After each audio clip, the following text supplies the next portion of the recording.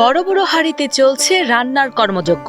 প্রতি ১৫ মিনিট অন্তর চুলা থেকে নামছে ধোয়া ওঠা গরম খাবার। হাজার হাজার মানুষের ৩ বেলার অন্ন সংস্থানে কাঁধে কাঁধ মিলিয়ে কাজ করছেন শত শত স্বেচ্ছাসেবক। কোনো পারিশ্রমিক নয়, বরং আত্মাশুদ্ধি লাভের আশায় দিনরাত পাকশালায় হাড় ভাঙা পরিশ্রম করছেন তারা। আর আগত ভক্তরা মনোবাসনা পূরণের আশায় তৃপ্তির সাথে গ্রহণ করছেন এসব রান্না করা প্রসাদ।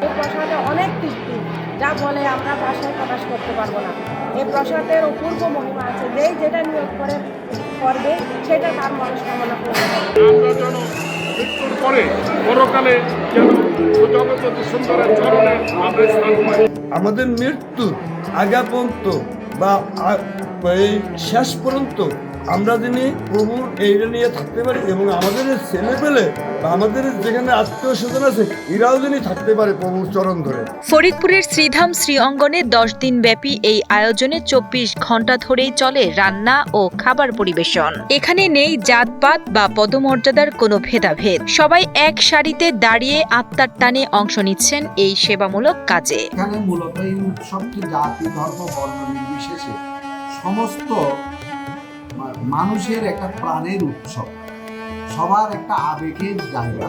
ফরিদপুরের প্রবেশদ্বারে অবস্থিত দেশের সনাতন ধর্মাবলম্বীদের অন্যতম মহাতীর্থ এই শ্রীধাম শ্রীঅঙ্গন। প্রতি বছর প্রভু জগৎবন্ধুর আবির্ভাব তিথি উপলক্ষে এখানে আয়োজন করা হয় ১০ দিন ব্যাপী বর্ণাঢ্য লীলা কীর্তন। এই মহা উৎসবে যোগ দিতে দেশের সীমানা পেরিয়ে বিদেশের মাটি থেকেও ছুটে আসেন লাখ লাখ ভক্ত।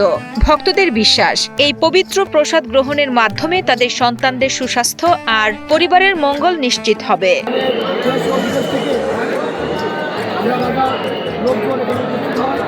প্রতি বছর এই তিথিতে আমরা ভর্তিবাসী আমরা এই ভক্তদের সহযোগে তৃপ্তি পাই।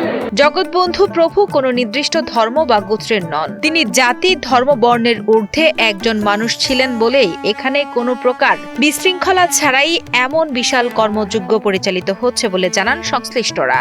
১০ দিন ধরে চলা এই বিরামহীন কীর্তন আর ভক্তির প্লাবনে এক স্বর্গীয় আবহের সৃষ্টি হয় পুরো ফরিদপুর শহর জুড়ে। প্রভু জগৎবন্ধু সুন্দরকে সবাই ভালোবাসে। এখানে প্রসাদ বলতে প্রভু জগৎবন্ধু সুন্দরকে তো ভালোবাসে, কারণ প্রভু কোনো একক কোনো বর্ণের ছিল না। কারণ প্রভু জগৎবন্ধু সুন্দরের আদর্শ ছিল there is only one caste. এ মানবতার জন্যই প্রভু জগৎবন্ধু সুন্দর কাজ করেছেন। তার কাছে হিন্দু বৌদ্ধ খ্রিস্টান মুসলমান ভেদাভেদ ছিল না, সবাইকে তিনি ভালোবেসেছেন। যার কারণে তার অনুপস্থিতিতেও তার এই উৎসব সবাই প্রাণ মন উজাড় করে কাজ করে।